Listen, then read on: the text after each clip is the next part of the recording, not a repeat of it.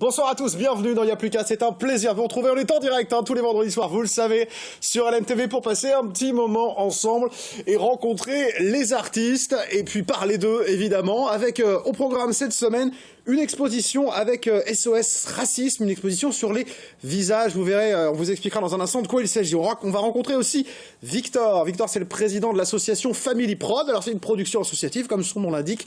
Et ils aiment bien les humoristes et ils aiment bien le rural. Ils nous expliquent ça dans un instant. On aura aussi Azael et Yol, ces deux groupes qui font une très belle date le 28 janvier. Et puis, deuxième partie de l'émission avec notre artiste du jour, c'est Ju. Il sera ici, il y aura du live. Et puis, il y aura bien sûr l'agenda de Céline dans cette deuxième partie pour ne rien rater des concerts, des clips, évidemment. Allez, il n'y a plus qu'à prendre du montant et ça commence maintenant.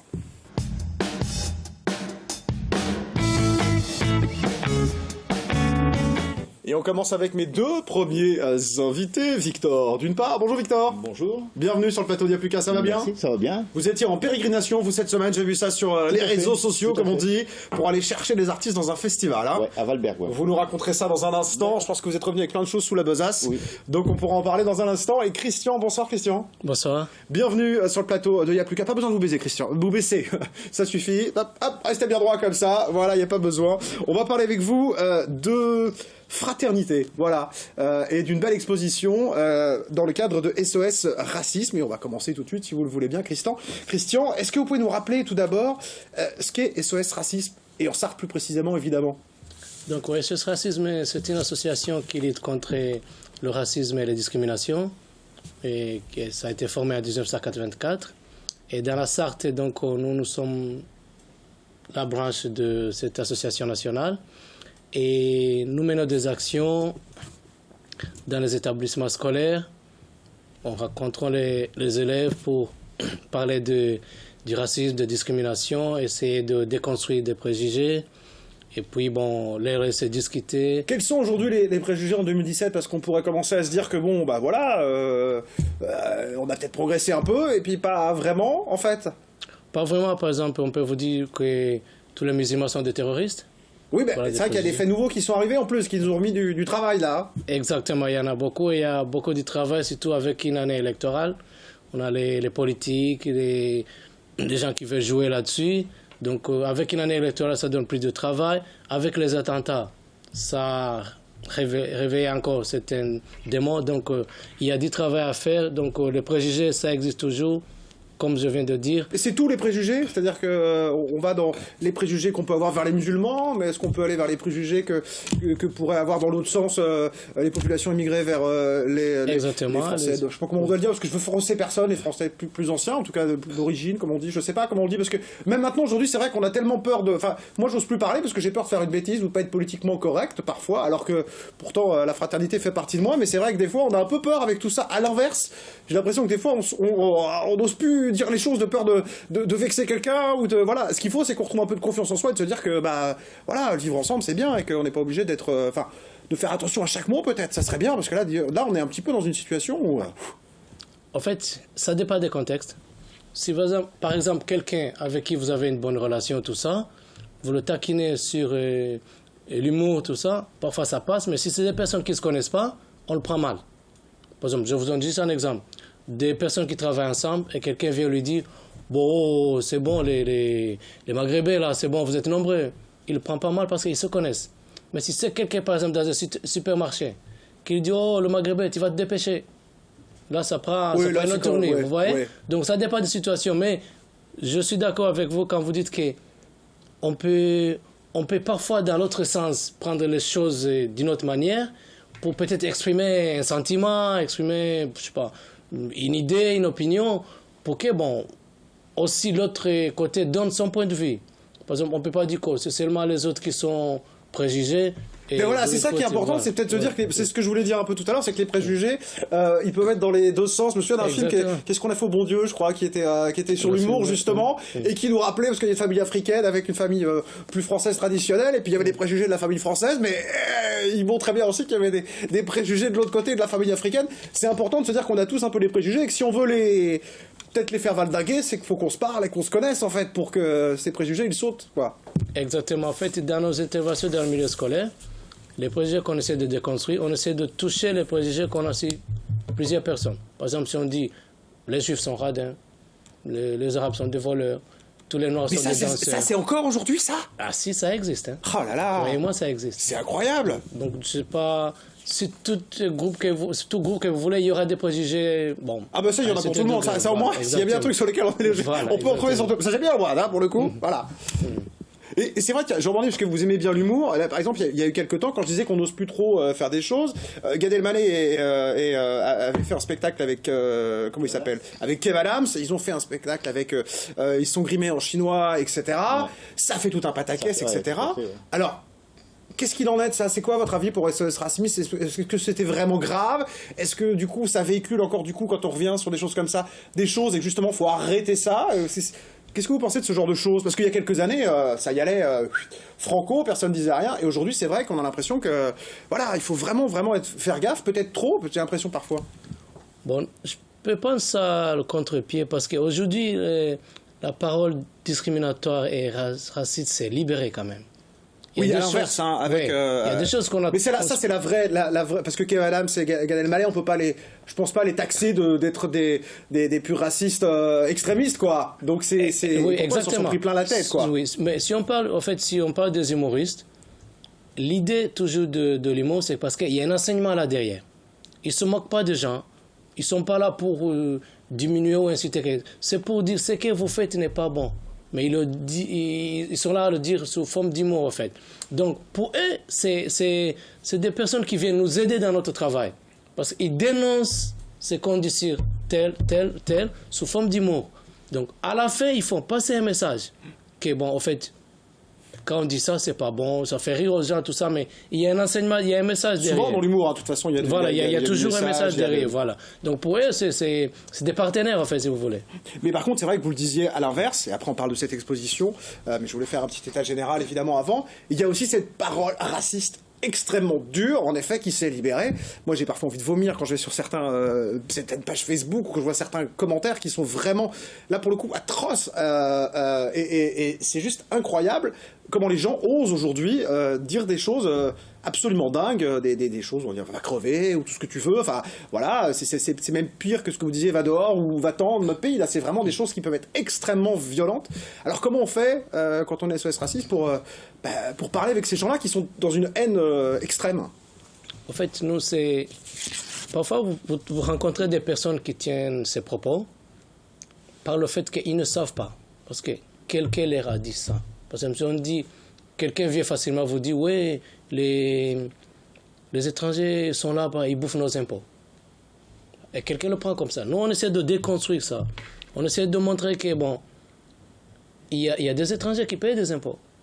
Alors, on ne peut pas aller dire que tous les étrangers qui arrivent, ils sont nourris par nos impôts, quelque chose. Donc, on essaie de construire, on essaie de montrer que ça, c'est des propos qui sont tenus parce que les personnes X, Y veulent avoir tels intérêts. Vous montrez la réalité, en fait, tout simplement. Exactement. C'est-à-dire que la réalité parle d'elle-même. Il faut juste qu'elle arrive jusqu'à nous, si je puis dire. Voilà, il faut qu'on essaie d'expliquer clairement que ça, c'est pas vrai. Récemment, vous aurez entendu que oui, les étrangers payent le travail des Français. Et tout d'un coup, derrière, on dit que les étrangers ne travaillent pas assez. Alors nous, on essaie de montrer ces contradictions. On essaie de montrer, par exemple, que s'il y a 30 000 personnes qui arrivent en France, la France n'est pas envahie, pas des immigrés. On essaie de montrer que, bon, si les Français habitent dans d'autres pays, oui, comme si on va ailleurs, voilà, exactement. Donc, on essaie de créer cette fraternité que si on partage ce qu'on a, en France, il y a 36 000 communes. S'il y a 30 000 personnes qui arrivent en France, c'est une personne par commune. Donc ça, en tout cas, ça c'est les faits. Après, chacun se fait son idée. En tout cas, voilà. ça fait pas un poids là-dessus. Si on met un peu en perspective, on peut peut-être se dire qu'en effet, ça va. Après, on laisse les gens voilà, faire leur avis, mais en tout cas, les faits, vous les donnez. Cette expo, parce que le temps passe, les visages, 22 personnalités qui ont accepté d'être voilà, les effigies d'une exposition pour la fraternité, réalisée par Bettina Reims. Donc, du coup, très très belle expo. C'est quoi l'idée de cette exposition, Christian? Oui, en fait, l'idée de l'exposition s'appelle le Passeport pour la fraternité. C'est des portraits réalisés par, donc, comme vous venez de le dire, Bettina Reims, une photographe très reconnue. Et ça a été proposé par le Bureau national de SOS Racisme après les attentats de janvier 2015. On sentait un climat de tension. Donc, au Bureau national, il a été décidé que Nous devons créer quelque chose qui ramène les Français ensemble. Alors, pour qu'on puisse accepter l'autre, pour qu'on puisse vivre ensemble, il faut une fraternité.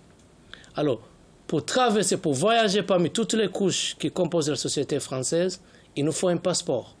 Donc, il nous faut un visa. Et cette exposition-là, les 22 personnes choisies sont des artistes, des acteurs, pas n'importe lesquels, mais qui véhiculent son message de Des hommes de télé, parce que je suis de la télé, moi, un petit peu. Je vois Audrey Pulvar aussi, par exemple. Des gens qui portent un message de fraternité, d'aimer l'autre. Si l'autre est différent, ce n'est pas un problème, mais c'est un avantage. C'est une complémentarité. La personne vous amène peut-être quelque chose que vous ne connaissez pas et vous avez des choses à lui donner. Donc, si on se met ensemble, donc, comme on dit, l'union fait la force. Alors, on essaie de voir la richesse de la France se trouve dans sa diversité. La diversité n'est pas un problème. Alors, chaque personne a une citation. Parmi les 22 personnes, si vous regardez, chaque personne a une citation qui encourage les Français à vivre ensemble, à coopérer, à aimer l'autre, et ce qui fera le vivre ensemble possible. On la retrouve où, dernier mot, Christian, cette exposition donc en Sarthe? L'exposition est du 13 au 17 mars et elle aura lieu au collège de Vauguyon. Bon. Eh ben, écoutez, on note la date et on voulait faire un point avec vous en ce début d'année sur les progrès qu'il y a encore malgré tout à faire. Et donc n'hésitez pas à contacter SOS Racisme en Sarthe sur la page Facebook, pourquoi pas, pour avoir plus d'infos. Merci Christian, vous restez avec nous, on parle d'humour. Ça, vous avez dit que ça pouvait être des alliés, donc on découvre ça tout de suite, c'est avec la Family Prod. Un petit jingle et on y va.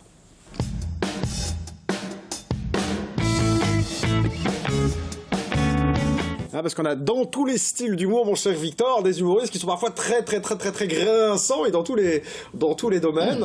Ça fait partie de l'humour noir, par exemple, de ces choses qui sont maîtrisées parfois très bien par nos artistes humoristes français.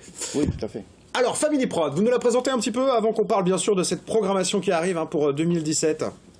Bien, Family Prod, c'est une association qu'on a créée en famille, c'est pour ça qu'on a pris Family Prod. Et maintenant, les membres commencent à augmenter un petit peu. La famille s'agrandit. La famille s'agrandit, exactement. Et donc voilà, donc le but, c'est de faire venir des artistes dans les milieux ruraux où il n'y a pas forcément... ils ont des belles salles, mais pas forcément une programmation excellente, entre parenthèses.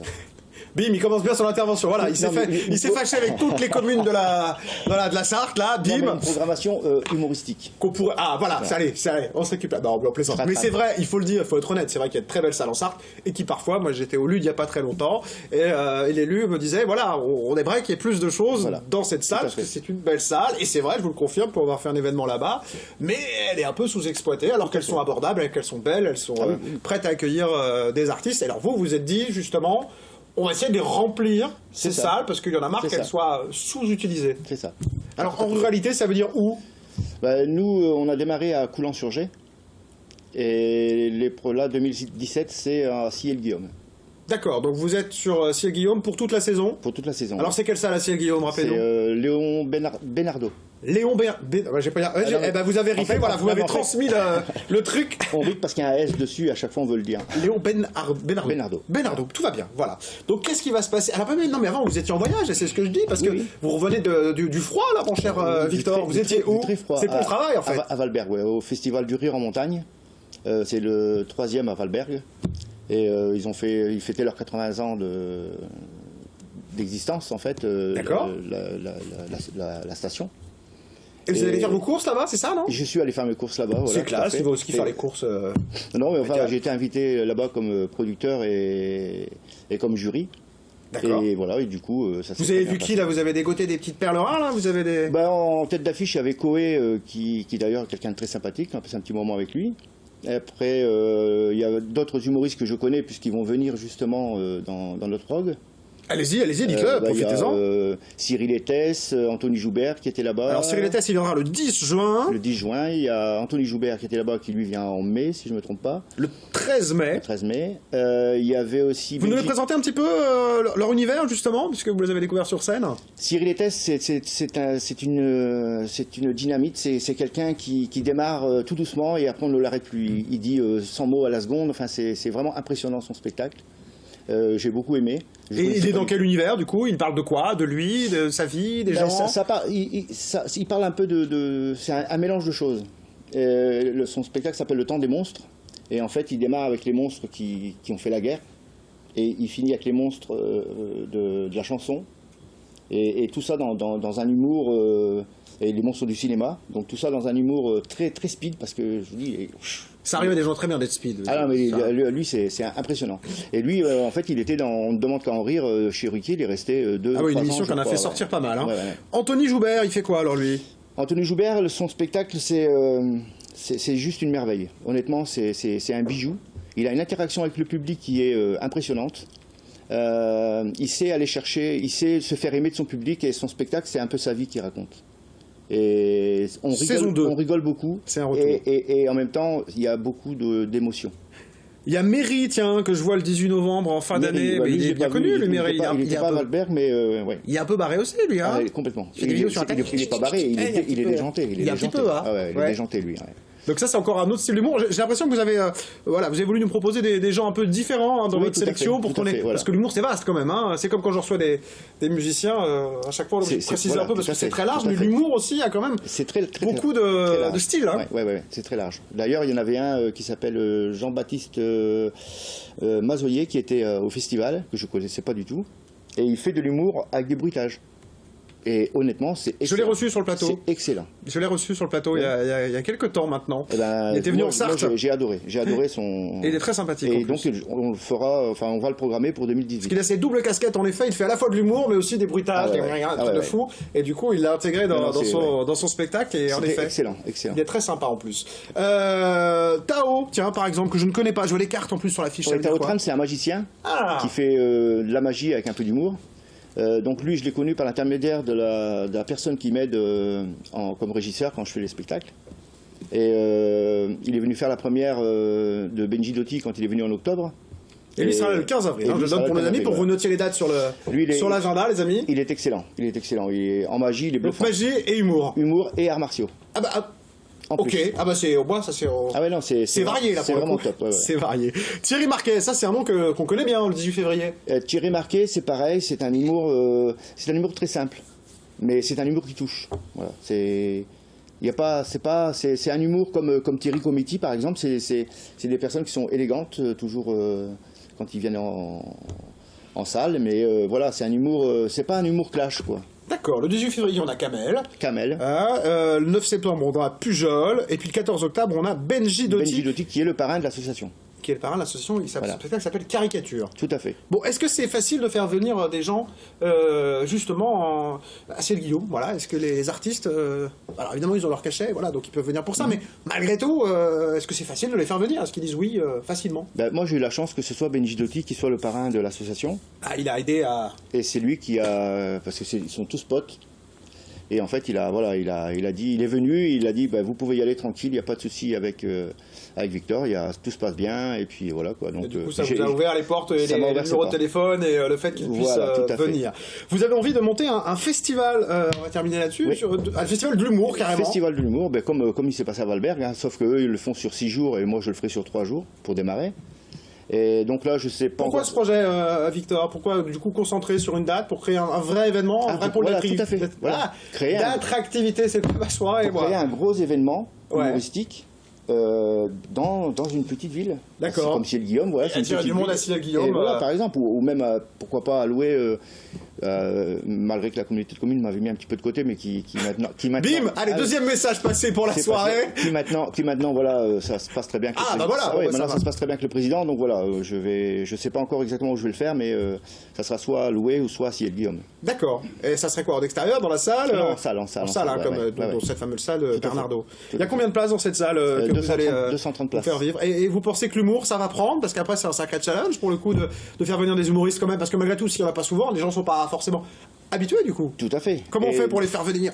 On fait de la télé un peu là, voilà. On fait de la télé, voilà, exactement. Puis on fait de la com, voilà, les affiches, on met les affichages. Voilà, c'est l'association qui s'occupe de ça, on s'occupe de tout. Hein. On met les flyers dans les boîtes aux lettres, on met les affiches partout, on en colle partout, voilà quoi. Et on communique à fond pour faire de ce spectacle un succès. Voilà, puis après il y a les médias, il y a aussi les journaux, etc. Voilà, là, il y a Sweet FM qui m'ont contacté l'année dernière, j'ai pas eu de la chance, et cette fois-ci, voilà, ils m'ont contacté, donc c'est bien quoi. Bon, première date, 18 février, évidemment, on vous renvoie vers les infos de l'association. Voilà. Hein, vous allez taper Family Family Prod évidemment sur Facebook pour retrouver, puis family-prod.com, ça c'est votre site internet, Tout à fait, oui. pour retrouver évidemment toutes les dates, parce que ça va jusque fin novembre. On se dit on va faire Fin au début novembre. de l'année, parce qu'évidemment on va C'est ça. présenter un peu l'association.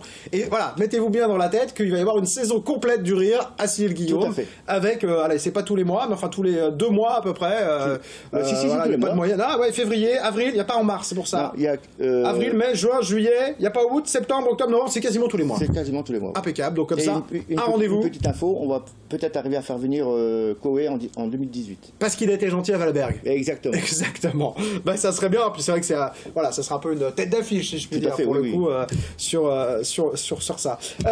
Combien ça coûte les spectacles? On va terminer là-dessus parce qu'on aime bien être pratico-pratique aussi dans Y'a plus qu'à pour C'est donner aux gens normal. toutes les Donc infos. la place de base c'est 15 €. Pour les associations qui viennent à 5 personnes minimum, c'est 13 €. D'accord. Et les enfants, 10 €. Bon. Au moins de 12 ans. Donc c'est abordable. Voilà. Voilà, Parce que c'est le spectacle, ça peut monter très haut. le but. Hein, c'est le Et but, là, c'est on que ce soit est abordable. sur un tarif abordable. Merci, Voilà. Victor, Je vous en prie. d'être venu aujourd'hui. Merci, Christian. On rappelle l'exposition ce mois de mars. On a pris un peu d'avance aussi, mais là aussi, on voulait refaire un point en début d'année. Là aussi, allez vous renseigner sur les pages Facebook, SOS Racisme Sarthe, pour avoir plus d'infos. Merci, Christian. Nous, on se retrouve dans un instant avec Azeil et Yol pour parler d'une belle date le 28 janvier. Et après, il y aura Jus dans Y'a plus qu'à. À tout de suite.